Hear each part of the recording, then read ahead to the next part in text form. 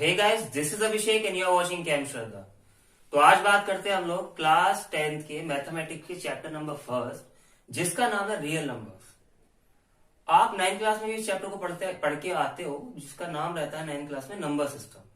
ठीक है, लेकिन आपको थोड़ा बहुत बेसिक आइडिया तो होगा इस चैप्टर के बारे में। 9th में अगर आप 9th से 10th क्लास में आ गए तो आपको इतना तो बेसिकली पता होगा कि रियल नंबर्स क्या होते हैं। अगर आपको रियल नंबर्स भी नहीं पता है तो मैं रियल नंबर्स से स्टार्टिंग करने वाला हूं, लेकिन आपको रियल नंबर्स के बारे में ब्रीफ डिस्क्रिप्शन में नॉलेज चाहिए तो आप यूट्यूब पे टाइप कर सकते हो class 9 mathematics chapter number first by Cam Shraddha. आपको वहां पे मेरी वीडियो निकल जाएगी, बस आपको इंट्रोडक्शन वाली वीडियो देखना है और रियल नंबर्स के बेसिस पर पूरा इंट्रोडक्शन दिया हुआ है। आपका पूरा बेसिक आइडिया आपको लग जाएगा इस चैप्टर से रिलेटेड 9th क्लास से ही। अब आप 9th क्लास से सीधा 10th क्लास में आए हो तो आपको पढ़ना है, इस चैप्टर को पढ़ना है। तो आपको बस इतना ही पता है अभी फिलहाल में कि रियल नंबर्स क्या होते हैं और इरेशनल क्या होते हैं, रैशनल नंबर्स क्या होते हैं। उन्हें रिप्रेजेंट करना आता है, बस आपको और कुछ नहीं आता इस चैप्टर के रिगार्डिंग। लेकिन 9th वाले चैप्टर को इस वाले चैप्टर से कैसे लिंक करेंगे हम लोग, तो एक ब्रिज कैसे बनाएंगे इन चीजों को लिंक करने के लिए, उसके बारे में बातचीत करते हैं। तो सबसे पहले हम पढ़ लेते हैं कि इस चैप्टर में कितनी एक्सरसाइजेज हैं और हम पर एक्सरसाइज में क्या क्या कॉन्सेप्ट पढ़ने वाले हैं। ठीक है, तो पहला जो कॉन्सेप्ट होने वाला है इस एक्सरसाइज का, इस चैप्टर का, वो कॉन्सेप्ट होने वाला है आपका यूक्लिड डिवीजन लेमा, या इसे एल्गोरिथम भी, इसमें डिफरेंस होता है वैसे, लेकिन इसके बारे में डिफरेंस मैं आपको बताऊंगा क्या होता है एल्गोरिथम। अब दूसरा पॉइंट क्या पढ़ते हैं हम लोग इसमें, ये एक्सरसाइज 1.1 इस पे बेस्ड है, एक्सरसाइज 1.1 इस पे बेस्ड है, पूरी ब्रीफ में पढ़ने वाले हैं इसे। ठीक है, सेकंड पॉइंट क्या होता है इसका, fundamental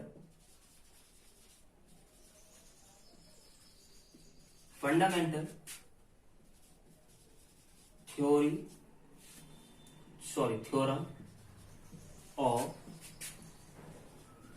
arithmetic, fundamental theorem of arithmetic. इस पे पूरी आपकी एक्सरसाइज 1.2 बेस्ड है। थर्ड पॉइंट क्या पढ़ने वाले हैं हम, रिविजिटिंग इरेशनल नंबर्स, जिसका आपकी एक्सरसाइज नंबर 3 बेस्ड है। And fourth one is revisiting rational numbers, revisiting rational numbers and their decimal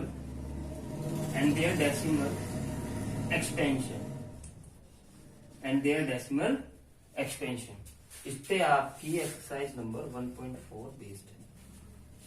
तो इस चैप्टर में हम इन सारे पॉइंट्स के बारे में ब्रीफली में बात करने वाले हैं, यूक्लिड डिवीजन लेमा और algorithm, fundamental theorem of arithmetic, revisiting rational numbers, and fourth one is revisiting rational numbers and their decimal expansion. अब बात करते हैं, पहला पॉइंट क्या है, यूक्लिड डिवीजन लेमा। आपने पहली बार सुना होगा यूक्लिड डिवीजन लेमा। तो आज इसके बारे में ब्रीफली डिस्क्रिप्शन में बात करते हैं। तो इसे पहले रब कर देता हूं, उसका स्क्रीनशॉट ले लीजिए, मेरे लिए आपको पता होना चाहिए इतना। तो कोई आपसे पूछ लेता है कि आपको चैप्टर क्या होता है, कुछ होता है ना जब रिश्तेदार आते हैं घर में, मेहमान आते हैं घर में, चल तुझे इतना नहीं पता, तुझे मैथ्स नहीं आता, कुछ नहीं, तो एक बार बता आपने मैथ्स का चैप्टर नंबर फर्स्ट बताया कितनी एक्सरसाइज है उसके अंदर, तो उसके लिए मैंने आपको क्लियर करा दिया। तो ठीक है, इसे कर लेना क्लियर। ठीक है, अब बात करते हैं यूक्लिड डिवीजन लेमा के बारे में और चैप्टर की स्टार्टिंग करते हैं बिल्कुल बेसिक से बात करने से पहले एक छोटी सी बात करना चाहूंगा मैं। क्या बात है वो आपकी, कि रियल नंबर्स जो होते हैं वो कौन से नंबर्स होते हैं, जो रियल नंबर्स होते हैं वो कौन से नंबर होते हैं। तो आपको पता है रियल नंबर्स कौन से नंबर्स होते हैं, which can be represent on the number line. Real numbers are those numbers which can be represent on the number line, कि रियल नंबर्स वो नंबर्स होते हैं जिन्हें हम रिप्रेजेंट कर सकते हैं नंबर लाइन पर।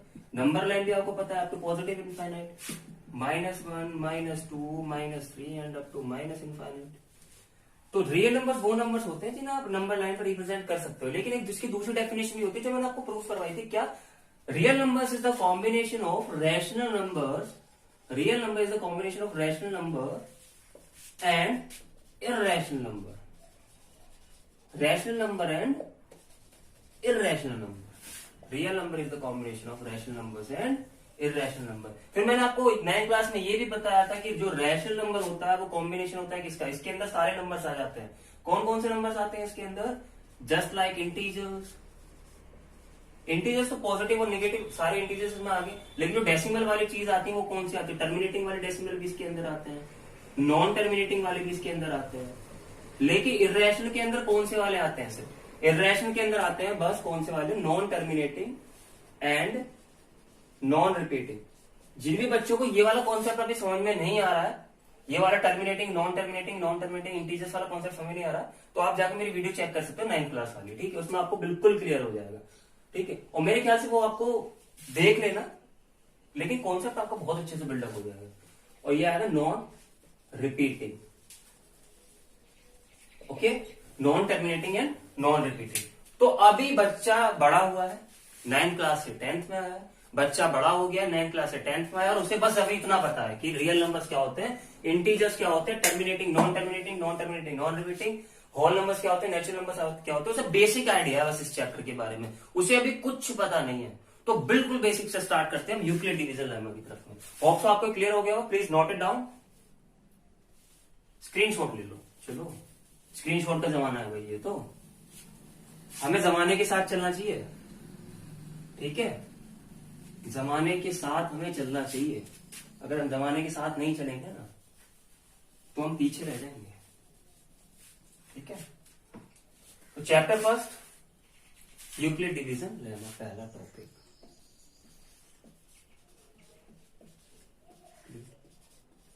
Division lemma, Euclid division lemma. Lemma क्या होता है? A set of proven theories. A set of proven theories, यानी कि लेमा का मतलब एनसीईआरटी में जो दिया हुआ है कि क्या, कि ये कोई भी साइंटिस्ट है, उसने कोई भी थ्योरी दे दी है, और जिस थ्योरी की हेल्प से जो दूसरे साइंटिस्ट होते हैं वो कुछ चीज प्रूव कर रहे हैं. यानी कि लेमा का मतलब क्या होता है कि एक साइंटिस्ट, मान लो मैं एक साइंटिस्ट हूं, मैंने कोई अपनी पर्टिकुलर थ्योरी दे दी है, उसका मेरे पास में कोई प्रूफ नहीं है, लेकिन मैंने एक थ्योरी दे दी है थ्योरेटिकली, ऑब्जर्वेशन करके मैंने आपको एक थ्योरी दे दी है, और उसी के बेसिस पे मैंने आपको एक टूल प्रोवाइड करवा दिया है, उसी के बेसिस पे आपने बहुत सारी चीजें इजाद कर दी हैं, तो उसे लेमा बोलते हैं. उस वाली टर्म को लेमा बोलते हैं. और इसी में एक टर्म आती है एल्गोरिथम. इसी में एक टर्म आती है एल्गोरिथम. तो एल्गोरिथम क्या होता है आपका? जो एल्गोरिथम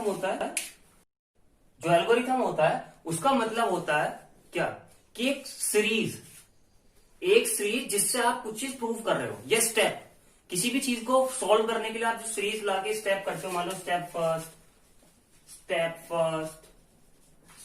2, तो ये एल्गोरिथम में काउंट होता है. कहते हैं ना कि जो आपके इंजीनियर्स होते हैं कि सेट ऑफ एल्गोरिथम, कि यूट्यूब की अलग एल्गोरिथम चलती रहती है या उस बंदी की अलग एल्गोरिथम चलती रहती है, तो कुल मिलाकर एक सेट रहता है, सीरीज रहती है. तो ये सीरीज कंटिन्यूसली चलती रहती है, वहां पे एल्गोरिथम टर्म का यूज होता है. ठीक है, अब डिवीजन आया है, यूक्लिड डिवीजन लेमा आया. लेमा क्लियर हो गया, एल्गोरिथम क्लियर हो गया, लेकिन अब डिवीजन पे बात आती है. यूक्लिड तो किसी का नाम होगा पर्टिकुलर, इसके बारे में एक्सप्लेनेशन करने की जरूरत नहीं है, लेकिन अब डिवीजन आया है यहाँ पे, तो इसका डिवाइड का कहीं ना कहीं से मतलब होगा, पैदा होता होगा डिवाइड का. अब डिवाइड, मैंने आपसे बोला 5/2 को आपको डिवाइड करना है. मैंने एक छोटे से बच्चे से भी बोला 5/2 को डिवाइड करना है, बिल्कुल बेसिक से लेके चल रहा हूं. 5/2 तो आप सबको डिवाइड करना आता होगा, तो डिवाइड हम ऐसे करते हैं, 2 यहां पर, 5 यहां पर, 2 2 जा 4, कितना बचा 1. आपको इतना भी पता होगा कि जो 2 होता है इसे क्या बोलते हैं हम लोग? इसे बोलते हैं हम लोग डिवाइजर. डिवाइजर कौन सा होता है? जिसे हम डिवाइड कर रहे होते हैं. ये होता है आपका डिविडेंड. डिविडेंड कौन सा होता है? डिविडेंड कौन सा होता है? जिसे डिवाइड कर रहे होते हैं. ये होता है क्वोशिएंट, ये होता है आपका रिमाइंडर. अरे सर, ये तो कुछ ऐसा लग रहा है जैसे 9th क्लास में हम पॉलिनोमियल चैप्टर पढ़ते हैं, उसमें रिमाइंडर थ्योरम पढ़ते हैं. जब 9th क्लास में आप रिमाइंडर थ्योरम पढ़ते हो तो उसी में कुछ ऐसा पढ़ते हो ना कि डिवाइजर भी होता है उसमें, डिविडेंड भी होता है उसमें, क्वोशिएंट भी होता है, रिमाइंडर भी होता है। तो कुल मिला के जो डिविडेंड होता है, यहां से आपने क्लियर करा कि मैं इसे अगर ऐसे लिख दूं, dividend is equals to divisor into quotient plus remainder. तो ये तो सर रिमाइंडर थ्योरम बन गई। यहां पे यूक्लिड का क्या काम, लेमा इसने क्या बोल दिया इसमें, जब ये तो यूक्लिड डिवीजन बन गई। अरे भाई इसी चीज को इसने तोड़ मरोड़ के अपने टर्म में बोल दिया, इसी चीज को इसने तोड़ मरोड़ के अपने टर्म में बोल दिया। तो वो टर्म क्या ली इसने, डिविडेंड को मान लिया इसने ए, डिवाइजर को मान लिया इसने बी, क्वोशिएंट को मान लिया इसने क्यू, रिमाइंडर को मान लिया इसने आर। तो क्या बन गया, A is equal to B Q plus R. अब एक बात बताओ आप मुझे, जो रिमाइंडर होता है वो कभी इससे बड़ा हो सकता है? जो रिमाइंडर होता है वो कभी इससे बड़ा हो सकता है? नहीं हो सकता ना, इससे बड़ा भी नहीं हो सकता, क्वोशिएंट से बड़ा भी नहीं हो सकता। तो कुल मिला के या तो रिमाइंडर 0 हो सकता है, जो आर की वैल्यू लाई करेगी, या तो वो 0 के इक्वल हो सकता है, या उससे बड़ा हो सकता है, या फिर रिमाइंडर किससे छोटा हो सकता है? हमेशा रिमाइंडर इससे छोटा होगा, सॉरी इससे, बी से हमेशा रिमाइंडर छोटा होगा। बी क्या माना था, मैं डिवाइजर माना था ना। हाँ, डिवाइजर से हमेशा रिमाइंडर जो होगा वो छोटा होगा। अगर आपको इतनी बात क्लियर हो गई तो आपको यूक्लिड डिवीजन लेमा भी मेरे ख्याल से क्लियर हो जाना चाहिए। अब बच्चों को इतने में बात समझ में नहीं आती, सर आपने तो जनरल एक्सप्रेशन करवा दिया, इतना तो एनसीईआरटी में दिया हुआ है, ये तो हम उसमें से भी पढ़ लेते। लेकिन आप एक शॉर्ट सा एग्जाम्पल देके बताओ जिससे कि हम समझ सकें कि इसे और प्योरली तरीके से, ठीक है। तो अब इसके ऊपर एक क्वेश्चन करते हैं, ठीक है, इसके ऊपर करते हैं क्वेश्चन हम। तो इसे रब कर दो, इसका स्क्रीनशॉट ले लो, उसके बाद में इसे रब करके इसका पहला क्वेश्चन करते हैं। आपको ये याद रखना है, A is equal to B Q plus are.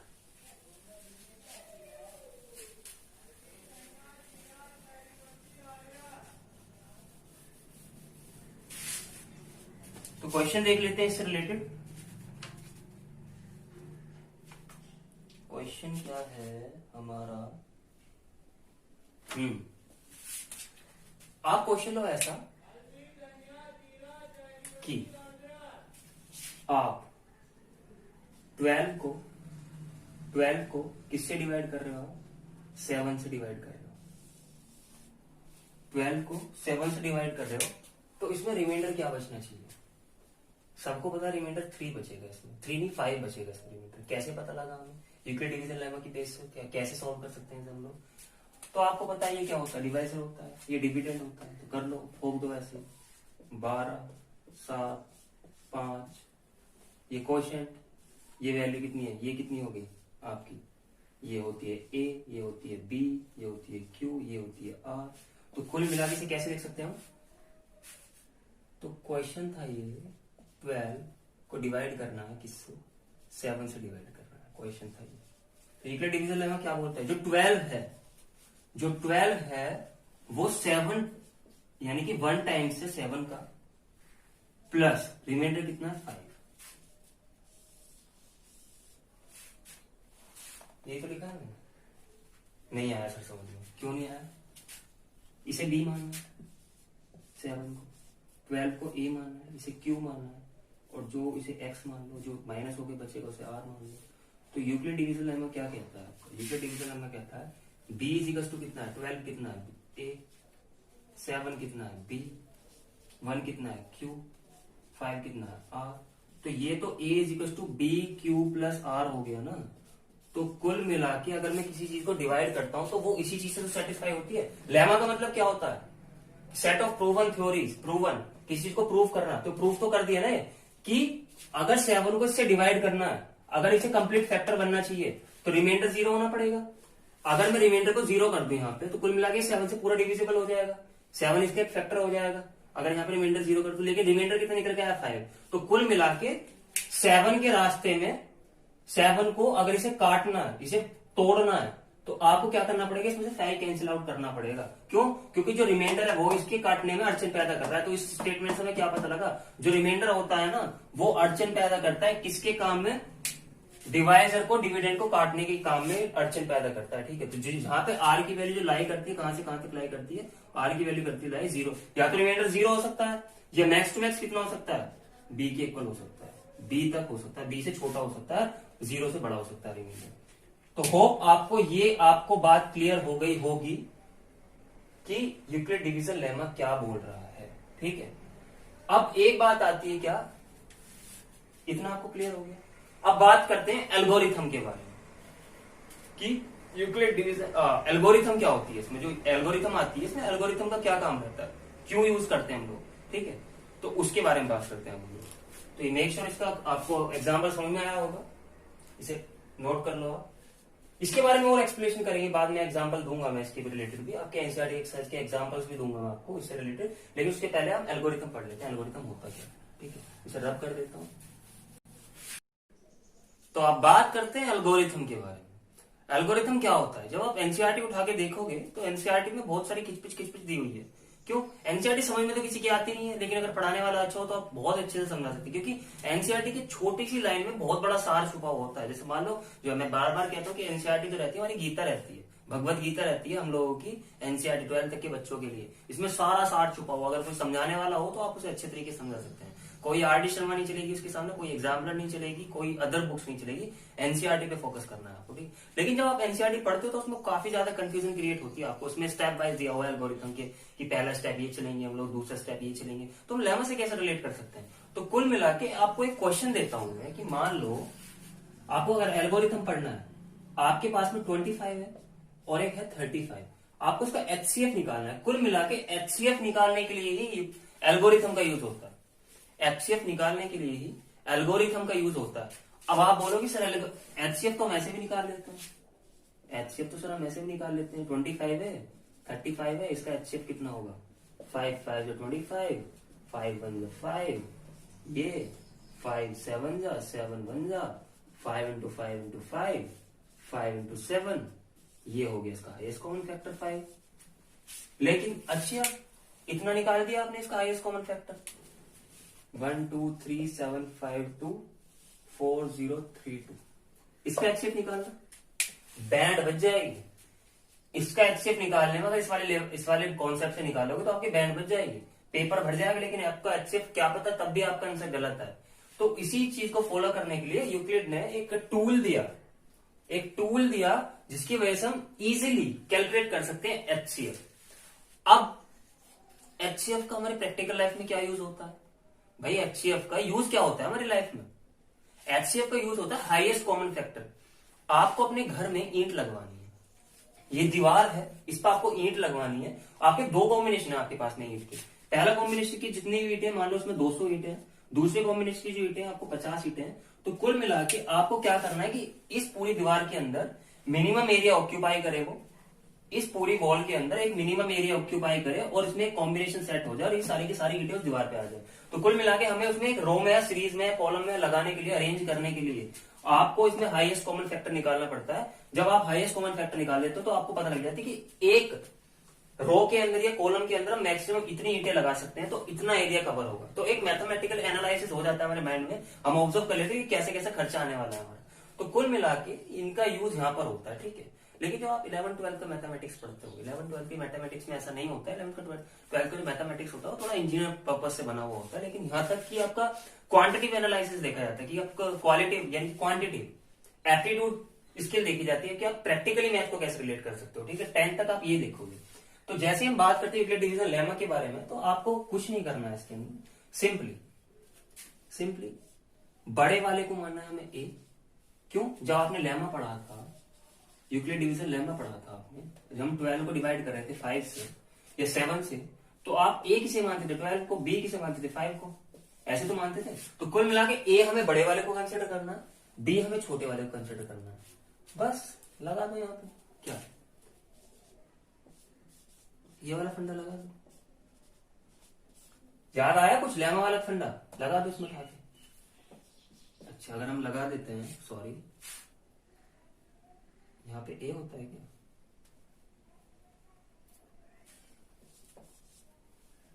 लगा देते हैं, यहाँ पे आगे, सॉरी यहाँ 35 है, यहाँ 25 है। ठीक है, यहाँ 25 है, 25 में से 25 कितना बचा? 10 बचा। ये रिमाइंडर हो गया, क्वोशिएंट हो गया। ये आपको कितना हो गया? ए हो गया ये, और ये आपको हो गया बी। तो बड़ा वाला ए है हमारा, छोटा वाला बी है। तो ऐसे लिखते थे हम लोग। तो इसे अरेंज करते Euclid division lemma. Euclid division lemma क्या बोलते हैं हमसे, A is equal to B Q plus का आर। स्टेप फर्स्ट, एनसीईआरटी में भी ऐसे ही दिया हुआ होगा आपको। ए की जगह वैल्यू पुट कर दो, 35 जो होगा वो होगा 25 टाइम्स 1 प्लस आर कितना है इसका 10। लेकिन एचसीएफ निकालने के लिए हमें रिमाइंडर 0 बनाना है। तो कुल मिला के जब तक रिमाइंडर 0 नहीं बच जाता हम इस स्टेप को चलते रहेंगे। अब इसे ए मान लो, बड़ा ये है, ये छोटा है, इसे बी मान लो। इसे ए मान लो, अब इसे बी मान लो। तो नेक्स्ट स्टेप चल लो, स्टेप 2। स्टेप 2 क्या होगा, इसमें भी ऐसे करेंगे, A is equal to B Q plus का आर। लेकिन ए है, ये बी है, तो ऐसे कर दो इसे 10 25 10 2 25 बचे। तो कुल मिला के 25 होगा, वो क्या होगा आपका 10 इंटू 2 प्लस का 5। ओहो, यहां पर भी रिमाइंडर अभी 5 बचा, अभी तो 0 आया नहीं है। तो नेक्स्ट स्टेप चलो, अब स्टेप 3 चलते हैं हम लोग। स्टेप 3 चला हमने, तो स्टेप 3 में क्या करेंगे हम लोग, इसे ए मान लेंगे, इसे बी मान लेंगे, कर दो सोल्व। 5 2 10, रिमाइंडर बचा 0। तो कुल मिला के इसे कैसे लिखेंगे स्टेप में, A is equal to B Q plus R लिखना पड़ता है हम लोग। ए कितना है इसमें 10 है, बी कितना 5 टाइम्स 2 प्लस आर 0 है। तो रिमाइंडर आ गया 0। तो इसका हाईएस्ट कॉमन फैक्टर क्या हुआ, जो बी की वैल्यू है। बी की वैल्यू कितनी है 5। तो कुल मिला के इस कॉन्सेप्ट का जो एचसीएफ निकला, तो इसका निकला 5। तो एल्गोरिथम का जो यूक्लिड डिवीजन एल्गोरिथम है, इसका यूज हमारा एचसीएफ निकालने के लिए होता है। प्रैक्टिकली एचसीएफ में रिलेट कर देगी कैसे प्रैक्टिकल लाइफ में एचसीएफ का यूज होता है हमारे, ठीक है। और स्टेप बाय स्टेप जो आपके एनसीईआरटी में दिया हुआ है, स्टेप बाय स्टेप जो मैंने आपको दिखाया है, ये ऐसे करके सॉल्व करा हुआ है इसमें। लेकिन हम इसे पढ़ने से पहले ही एचसीएफ निकालने की ट्रिक सीख लेते हैं। इसे पढ़ने से पहले ही हमें एक ट्रिक रहती है एचसीएफ निकालने की, जो हम पहले पढ़ चुके होते हैं। मैंने तो पढ़ ली थी, आप लोगों ने पढ़ी है तो नहीं पता मुझे, लेकिन इसे रब कर देता हूं, इसे साइड से रब कर देता हूं। उसे हम कैसे पढ़ते थे, ये तो हमने सिस्टमेटिक मैनर में लगा दिया है कि कोई बड़ा क्वेश्चन अगर इसके जैसा क्वेश्चन आ गया हमारे पास में, तो हम इसे स्टेप बाय स्टेप उसे इजीली ऐसे करके सॉल्व कर देंगे। लेकिन हम जो पढ़ते थे पहले, जो मैंने पहले ही पढ़ लिया था, वो कौन सा कॉन्सेप्ट था, एक तो एचसीएफ निकालने का वाला फंडा होता था। लेकिन अगर 25 35 का एचसीएफ निकालना है तो हम ऐसे निकालना करते थे, 25 और 35, 25 कितना बचा 10। अब 25 को इधर उतार लिया, ठीक है। इसे एचसीएफ ट्री भी बोला करते थे हम लोग। 10 2 20, 5 बचा, 10 10 5 2 10। तो कुल मिला के एचसीएफ कितना है आपका 5। इसे डिवीजन मेथड बोला करते थे एचसीएफ निकालने के लिए। तो कुल मिला के यहाँ पे कितना आया वैल्यू इसकी, इसकी वैल्यू आई एचसीएफ की 5। इससे भी 5 आ रही है, इससे भी 5 आ रही है, और इस वाले मेथड से भी 5 आ रही है वैल्यू। तीनों मेथड ठीक है, लेकिन यूक्लिड अगर तुम्हें आपको स्टेप बाय स्टेप एल्गोरिथम में सेट करके चलना है, तो आपको एनसीईआरटी में ऐसे लिखना पड़ेगा, आपको अपने एग्जाम में भी ऐसे लिखना पड़ेगा। अगर क्वेश्चन ये आता है, जैसे एनसीईआरटी की एक्सरसाइज 1.1 में पहला ही क्वेश्चन दिया हुआ है कि एल्गोरिथम का यूज करके आपको इनका दोनों नंबर्स का एचसीएफ निकालना है, तो आप इस तरीके से उनका एचसीएफ निकालोगे, ठीक है। इस तरीके से नहीं निकालोगे, उस तरीके से नहीं निकालोगे। अगर यूजिंग उसमें लिखा हुआ है यूजिंग एल्गोरिथम, तो आपको ये वाला प्रॉपर स्टेप फॉलो करना है। होप सो आपको ये वाला स्टेप क्लियर हो गया होगा। अगर ये भी क्लियर नहीं हुआ तो इसका एक और एग्जांपल लेके हम बात करते हैं, इसी के तौर पे एक और एग्जांपल लेते हैं, तो आप उसका एचसीएफ निकालते हैं, ठीक है। आप भी मेरे साथ में ट्राई करना, मैं भी कर रहा हूँ, ठीक है। अपने कॉपी पेन उठा लो और क्वेश्चन नोट कर लो, और उसके बाद में सॉल्व करना स्टार्ट करो। नेक्स्ट क्वेश्चन एल्गोरिथम पे भेज दिया। अगर मैं देता हूं मैं आपको, अगर ये क्वेश्चन आपको देता हूं, दूसरा वाला क्वेश्चन क्या है आपका, अब की बार क्वेश्चन थोड़ा हटके ले लेते हैं। क्वेश्चन ले लेते हैं आपका, ये है आपका 157 है, ये 157 है, और ये है आपका 25, ठीक है। अब इसका आपको हाईएस्ट कॉमन फैक्टर निकालना है with the help of algorithm. Simply आपको पता है A is equal to B Q plus R होता है। बड़े वाले को हम ए ले लेते हैं, छोटे वाले को हम बी ले लेते हैं, सिंपली डिवाइड वाला फंडा ठोक देते हैं, स्टेप फर्स्ट लिख देते हैं। चलो भाई स्टेप वाइज कर देते हैं हम लोग। ए क्या है इसमें 157, बी क्या है 25, कर दो सॉल्व। 25 157 कितना होता है 6 150 हो गया है, कितना बचा 7 बचा। ये आपका क्यू हो गया, ये आपका आर हो गया, ये आपका ए बी हो गया, ये हो गया। तो कुल मिला के इसमें क्या है, ए कितना है 157, बी कितना है 25, क्वेश्चन कितना है 6 प्लस का रिमाइंडर 7। ओ ये 7 इसे पूरा काटने में अड़चन पैदा कर रहा है। अगर ये 7 को हम 0 ला देते हैं तो कुल मिला के हम एचसीएफ निकाल लेंगे। अगर एचसीएफ निकलेगा तो हमारा क्वेश्चन ही सॉल्व हो गया। तो अब हमें इसे 0 बनाना है। इसे 0 बनाने के लिए हम नेक्स्ट स्टेप क्या करते हैं, नेक्स्ट स्टेप हम करते हैं एल्गोरिथम के अंदर, नेक्स्ट स्टेप करते हैं क्या, अब हम 25 को ए मान लेते हैं, 7 को बी मान लेते हैं। तो ए इज इक्वल टू होता है बी क्यू प्लस आर, ठोक दो दोबारा से, इसे 25 इसे 7 माना, 7 25 7 3 21, कितना बचा 3, अब इसे डाल दो सी के अंदर। 25 is equal to 7 into 3 plus 3। ओहो, रिमाइंडर फिर 3 बचा है, रिमाइंडर फिर 3 बचा है, रिमाइंडर फिर 3 बचा। अरे 3 नहीं 4 आ गया, सॉरी। रिमाइंडर कितना बचा है इसमें? 4। हमें तो 0 लेके आना है, अगर हमें एल्गोरिथम सेट करनी है तो उसमें 0 लेके आना है। अब नेक्स्ट स्टेप चलते हैं। नेक्स्ट स्टेप में क्या करेंगे हम लोग? इसे बी मान लो, इसे ए मान लो। अब आता है स्टेप 3। सिंपली ठोक दो लेमा वाला concept, A is equal to B Q plus R. A is equal to B Q plus R. क्या हो गया? बी कितना है इसमें? ए कितना है? 7। बी कितना है? 4। तो इसे कर लो ऐसे, 4 7 4 1 4, कितना बचा? 3। तो कुल मिला के कितने वैल्यू आ गई इसकी? देखो कितनी वैल्यू आ गई इसकी? 7 is equal to 4 into 1 plus का R3। फिर रिमाइंडर 3 बचा है, फिर रिमाइंडर 3 बचा है। दोबारा से सॉल्व करो इसको। यहां पे सॉल्व करते हैं, स्टेप 4 यहां पे कर देता हूं मैं। एक सेकेंड। चलो एक बार सॉल्व करते हैं, अगर बाद में गलत भी हो जाता है तो फिर देख लेते हैं। क्या यहाँ पे 3 बचा है? अब इसे ए मान लो, इसे बी मान लो। तो 3 4 3 1 3, कितना बचा? कितना बचा? 1 बचा, रिमाइंडर 1 बचा। तो स्टेप 4 में क्या आएगा आपका? स्टेप 4 में आएगा आपका 4 is equal to 3 into 1 plus 1। Remainder अब भी 1 बचा है, तो उसे 0 लाना है। 0 लाने के लिए क्या करेंगे? स्टेप 5 लिख देंगे हम लोग।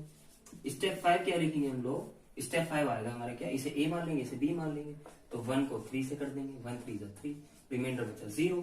तो कुल मिला के क्या करेंगे? 3 is equal to 1 into 3 plus का 0। तो कुल मिला के रिमाइंडर आ गया 0। तो एचसीएफ आपका निकल के आ गया 1। तो आप इजिली भी वैसे भी देख सकते हो कि इसके अंदर कॉमन तो कुछ निकल के आएगा ही नहीं। 25 है, 157 है, ये 25 है, 157। अगर 6 टाइम जाएंगे तो 7 तो रिमाइंडर बचेगा ही बचेगा। लेकिन इसका 1 ही एक ऐसा कॉमन फैक्टर है, हाईएस्ट कॉमन फैक्टर 1 ही एक ऐसा है जो इसके अंदर वैलिड होगा। ठीक है, तो आपको होप सो ये वाला एग्जांपल भी क्लियर हो गया होगा। ठीक है, आप इसे करने के बाद एनसीईआरटी की एक्सरसाइज लगाना स्टार्ट कर देना। ठीक है, अब एल्गोरिथम आपका सेट हो गया, एचसीएफ आपका निकल गया। लेकिन अब यूक्लिड डिवीजन लेमा के ऊपर क्वेश्चन कर लेते हैं। कैसे थ्योरेटिकल क्वेश्चंस आते हैं उसके बीच में एक एग्जांपल दिया हुआ है आपके एनसीईआरटी में, उन्हें सोल्व करते हैं हम लोग। ठीक है, तो इसके वजह से नोट कर लो, आप इस एग्जांपल को कर लेना। और एनसीईआरटी की एक्सरसाइज जरूर करनी है इस वीडियो को देखने के बाद में। मेरे ख्याल से आप स्टार्टिंग के 2 या 3 क्वेश्चन तो ऐसे ही उड़ा दोगे। स्टार्टिंग के 2 या 3 क्वेश्चन तो आप ऐसे ही उड़ा दोगे इस कॉन्सेप्ट को पढ़ के। जितना आपने पूरी वीडियो देख ली है, इस कॉन्सेप्ट को आप इजिली उड़ा सकते हो। ठीक है, अब बात करते हैं किसके बारे में? यूक्लिड डिवीजन लेमा के कॉन्सेप्ट के बारे में। तो चलिए स्टार्ट करते हैं। एग्जांपल नंबर फर्स्ट जो आपके एनसीईआरटी में दिया हुआ है, यूक्लिड डिवीजन लेमा पर बेस्ड। ठीक है, आपको लेमा याद रखना है। लेमा क्या होता है आपका? A is equal to B Q plus का आर। बस इतना आपको याद रखना है, क्वेश्चन धड़ाम धड़ाम धड़ाम हो जाएगा। कैसे? Show that every positive integer is of the form 2q। Every positive integer आपको क्लियर है ना? पॉजिटिव इंटीजर क्या होते हैं? 1 2 3 4 and that every positive odd integer is of the form 2q plus 1 where q is some integer। तो कुल मिला के इस क्वेश्चन को सॉल्व करने के लिए आपके पास में a होना चाहिए, b होना चाहिए, r होना चाहिए, q आपको पता होना चाहिए। तो इस क्वेश्चन का आपने समझ में नहीं आया होगा, मुझे पता है आपको समझ में नहीं आया होगा इस क्वेश्चन का मतलब क्या है। इस क्वेश्चन का मतलब ये है कि अगर मैं किसी भी वैल्यू को 2 से डिवाइड करता हूं तो रिमाइंडर कब कब 0 बचेगा। अगर दूसरे तरीके से बोले कि अगर मैं किसी भी अगर मैं पॉजिटिव इंटीजर है, अगर मान लो क्यू आपका एक इंटीजर है, क्यू यानी कि क्वोशिएंट, यानी कि जो बी का मल्टीपल होगा, कितने से मल्टीप्लाई करेंगे वो, अगर हमें इतना पता है कि क्यू की जो वैल्यू है वो हमेशा पॉजिटिव, एक इंटीजर है, ये पॉजिटिव रहे या निगेटिव रहे, लेकिन कब कब जो ए की वैल्यू को सेटिस्फाई करेगा, यानी कि ये पूरा 2 से कट जाए और ये पूरी जो वैल्यू निकल के आ रही है, जो पूरी वैल्यू निकल के आई, ये इवन निकल के आए, इवन पॉजिटिव इंटीजर निकल के आए। तो ये इवन पॉजिटिव इंटीजर कब निकल के आ सकती है वैल्यू? सपोज दैट मैंने एक नंबर लिया है, इंटीजर लिया है, सपोज एन इंटीजर बी ए, और यहां पे बी की जो वैल्यू है वो मैंने आपको 2 डाल दी है। तो इस दोनों वैल्यूज को इस वाली इक्वेशन में पुट कर देते हैं तो क्या आएगा? A is equal to 2b plus का आर। और आपको पता है अगर यहां पर आपको इवन वैल्यू लेके आनी है तो आपको r को खत्म करना होगा, क्योंकि अगर यहां पर पॉजिटिव इंटीजर आ गया, 3 की 2 से मल्टीप्लाई करते 3 की 1 से, अगर इवन की मल्टीप्लाई में 2 का 1 से करूं तो 2 आता है, 2 की 2 से करूं तो 4 आता है, 2 की 3 से करूं तो मेरा 6 आता है। तो कुल मिला के बी की कुछ भी वैल्यू, सॉरी क्यू की कुछ भी वैल्यू है यहाँ पर, क्योंकि यहाँ पर कुछ भी वैल्यू हो, पॉजिटिव वैल्यू, अगर कोई भी वैल्यू है इंटीजर में, तो ये हमेशा 2 से कट जाएगा। अगर इवन होगी या ओड होगी, या ओड होगी या इवन होगी, कुछ भी अगर मैं यहाँ पर क्यू की वैल्यू रख देता हूँ तो इस वाली क्वांटिटी पे कुछ फर्क नहीं पड़ने वाला है, क्योंकि ये तो हमारे इवन ही रहने वाली है, हमेशा पॉजिटिव क्वांटिटी रहने वाली है इवन की, अगर हम पॉजिटिव वैल्यू रखते हैं। तो अड़चन कौन पैदा कर रहा है हमारा, अड़चन पैदा कर रहा है हमारा आर। अगर आप देखो इस वाले क्वेश्चन के अंदर, अगर आर की वैल्यू 0 से लेके बी के इक्वल हो जाए, और बी की वैल्यू कितनी है, मैक्सिमम 2 है, तो कुल मिला के आर की कितनी वैल्यूज हो सकती है, आर की वैल्यूज हो सकती है हमारी मैक्सिमम, या इसका मतलब क्या होता है, देखो इसका मतलब तो इससे ग्रेटर हो सकता है या इसके इक्वल हो सकता है। कुल मिला के जो आर की वैल्यू होगी यहाँ पे या तो 0 होगी, या आर की वैल्यू यहाँ पे कितनी होगी, 1 होगी। 2 तो नहीं हो सकती, क्योंकि 2 से छोटी होनी चाहिए, बी से छोटी होनी चाहिए वैल्यू आर की। तो आर दो ही वैल्यू गेन कर सकता है, 0 या 1। आप इस वाले इक्वेशन में पुट कर दो इस वैल्यू को, अगर मैं आर की वैल्यू को 0 पुट करता हूं तो ये क्वांटिटी हमेशा हमेशा इवन पॉजिटिव इंटीजर रहेगी, इवन पॉजिटिव इंटीजर रहेगी। लेकिन अगर गलती से मैंने यहाँ पे आर की वैल्यू को 1 पुट कर दिया, जब मैं यहाँ पे आर की वैल्यू को 1 पुट कर देता हूं तो कुल मिला के कितना निकल के आ जाएगा, a equals to 2q+1, a equals to 2q+1। तो ये कितनी भी पॉजिटिव हो जाए, ये कितनी भी इवन हो जाए, लेकिन जब उसके अंदर 1 जुड़ जाएगा, अगर मान लो 6 है या 8 है, सारी की सारी इवन क्वांटिटीज, तो अगर इनके अंदर मैं 1 ऐड कर देता हूँ हमेशा ओड की तरह बिहेव करेंगी। तो कुल मिला के अगर मैंने 1 ऐड कर दिया, रिमाइंडर 1 ऐड कर दिया, तो हमेशा जो वैल्यू रहेगी, जो ए की वैल्यू रहेगी, हमेशा हमेशा वो हमेशा नेगेटिव रहेगी। यानी कि इसका मतलब क्या आएगा, ऑड इंटीजर रहेगा, पॉजिटिव ऑड इंटीजर रहेगा, पॉजिटिव ऑड इंटीजर रहेगा हमेशा इस वाली कंडीशन के लिए। तो कुल मिला के हमने इस क्वेश्चन को प्रूव कर दिया। अगर इसका कॉन्सेप्ट आपको आता है तो आपको ऐसे करना है कि आपको इंटीजर लेना ए, बी की वैल्यू 2 रखनी है, उसमें आपको फिर आर की वैल्यू आप दिखानी है, आपको ये शो करानी कि आर कितनी वैल्यू रख सकता है। अगर 0 रख सकता है तो हमेशा इवन रहेगी, अगर 1 रख लेगा तो हमेशा ऑड हो जाएगी। तो ये स्टेटमेंट आपका शो कर दिया आपने, क्लियर हो गया आपको कॉन्सेप्ट। तो इसके बाद में हम पढ़ेंगे इसके बाद में करेंगे हम एक्सरसाइज 1.1। इसके बाद में नेक्स्ट लेक्चर में हम करेंगे एक्सरसाइज 1.1, पूरा कॉन्सेप्ट करेंगे इससे रिलेटेड। नेक्स्ट करेंगे हम फंडामेंटल थ्योरम ऑफ अरिथमेटिक, उसके बाद इस चैप्टर के एंड करेंगे। ठीक है, तब तक के लिए धन्यवाद, थैंक यू।